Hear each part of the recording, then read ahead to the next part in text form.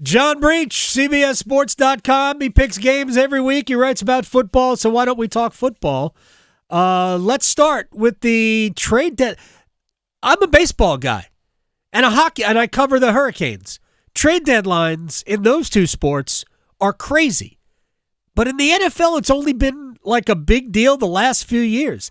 They finally caught on to the fun of all of it. We've seen Devontae Adams go to the Jets, Amari Cooper go to the Bills. Looks like DeAndre Hopkins is going to go to the Chiefs.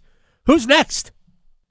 That's a good question, Adam. I think you look around the league, you look at who's going to be the buyers, who's going to be the sellers. Obviously, there's been a lot of speculation about Cooper Kupp. That's probably been the biggest name we've been seeing thrown around. But, I think there's still a lot to happen really in Week 8. Because the Rams are a really good example of a team. They're 2-4, a game and a half out of the NFC West, out of first place.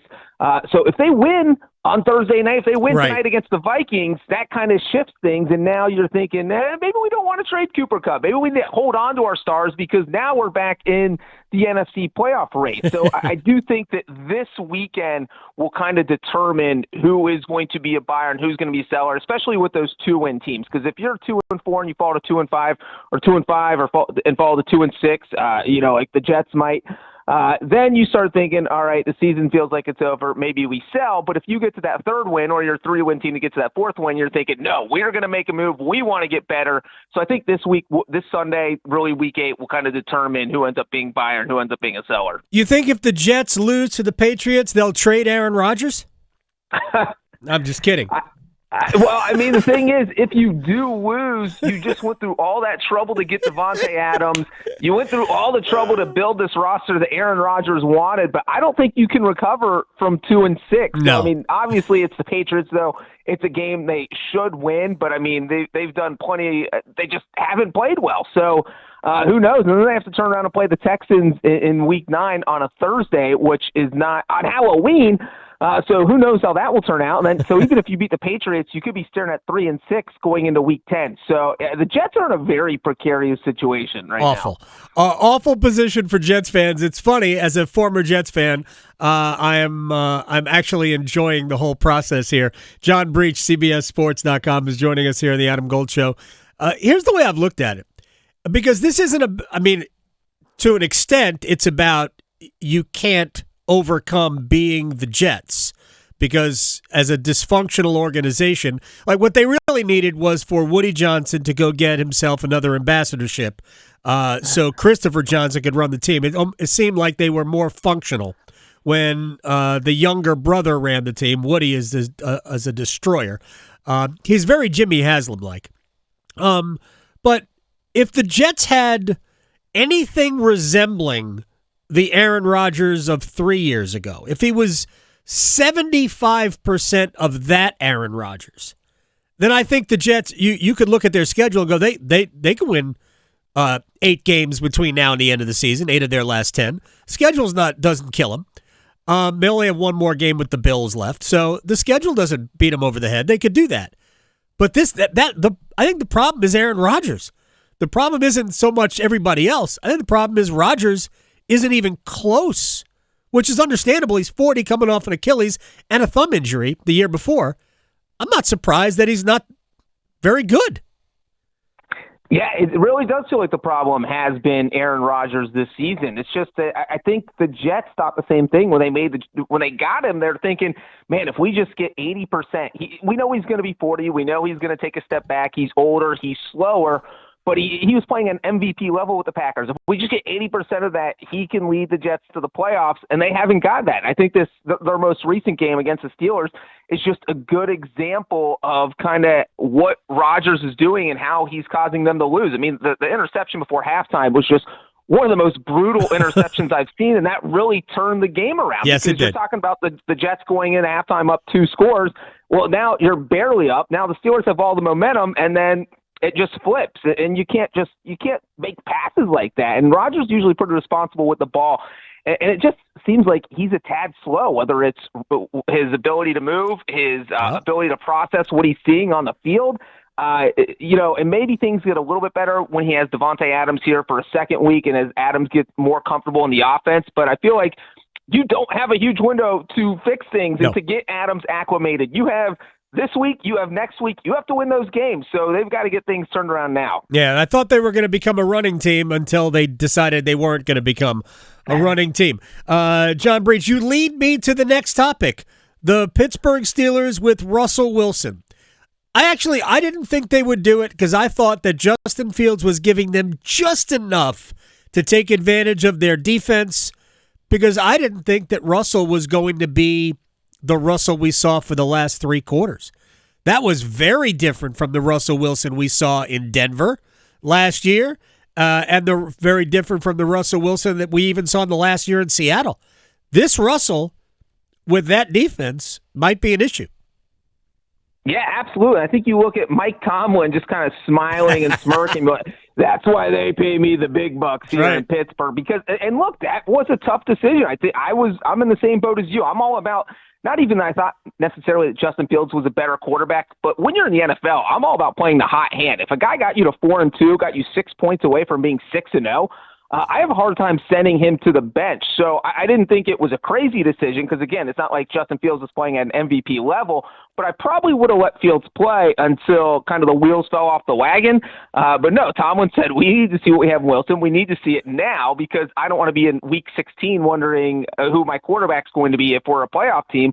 And it worked out. Like you said, once Wilson got his feet wet, the first quarter was a little iffy, but once he got comfortable in there, the offense looked good. And he really gave them the element that they didn't have with Fields, which was just throwing the ball downfield. Look, one of those rainbow passes are complete or drawing interference. You're gaining 30 yards every time he throws one, and Fields just refused to make those throws, whether he didn't want to be picked off or didn't have time to because he was taking so many sacks. And so that element opens up everything, because if the Steelers can go downfield, that opens up your run game, opens up your short passing game. It just helps them in all facets of their offense. So, yeah, I was shocked to see how well Wilson played. But if he plays like this, I mean, this looks like a playoff team. It absolutely does. And because of that defense, they don't need a ton out of the offense. They're going to be fascinating to watch in the second half of the year. All right, John Breech, we don't have a ton of time left, but I want to get to 2 teams that should be, I don't know, one of them should be better than they are because they've blown 2 games. The other, I think we kind of all knew this was going to be about it. Let's start with the 49ers, who should be better than they are, but they're not. What do you make of where they are? I know injuries have played a major role. They're down Brandon Ayuk, maybe Deebo Samuel, Christian McCaffrey for another couple of weeks. It has been a mash unit at wide receiver, but they've blown 2 games, absolutely given them away when they shouldn't have. What do you make of where they are and what Kyle Shanahan's mood is like? Yeah, it's really weird watching the 49ers, and it's hard to get a gauge on how good they are because it does still feel like they're one of the best teams in the NFC if they're healthy.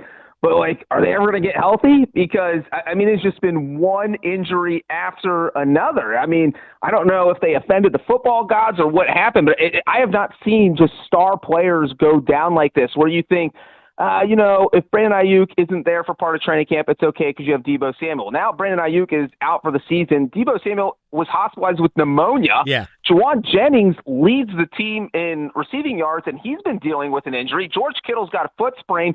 Their kicker is injured. Just everybody on this team is injured. And you look at the games that they've lost. The ones they blew, you're talking about the Rams game. And the Cardinals. And the Cardinals game, and then even the Vikings game was rough because you had that was a game they probably should have won. They gave up like a 95-yard touchdown pass that just probably shouldn't have. They're just all these little plays. You could probably flip 4 plays on the 49ers season, and they would be a 1-loss team with that only loss being to the Chiefs. And so it just really feels like Brock Purdy is pressing right now. You look at the Chiefs game, he threw 3 interceptions. The Cardinals game, he threw 2 interceptions.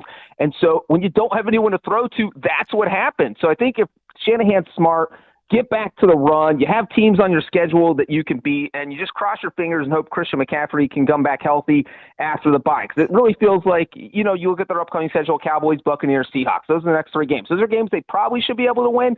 And if you win those, you're right back in it. You're 6-4, and hopefully guys get healthy at that point. Should be able to beat the Cowboys. Do we know what Cowboys team is going to show up because San Francisco's record is one that the Cowboys should be able to beat. But we know San Francisco is better than that. Nobody's in danger of losing their job. Mike McCarthy's not in danger of losing his job. Jerry Jones doesn't do that mid-season, maybe after the year. But how can the league's top general manager not have figured this out already? Well, it's insane that Jerry Jones just I don't even know what to say, because you just see him.